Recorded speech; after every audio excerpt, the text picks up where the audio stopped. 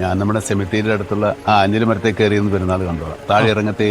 അങ്ങനെ എങ്ങാനും നീ ചെയ്ത പിന്നെ കാലാകാലം നീ താഴേക്ക് ഇറങ്ങത്തില്ല. ഫുൾ ടൈം ഏറി തന്നെ ആയിരിക്കും.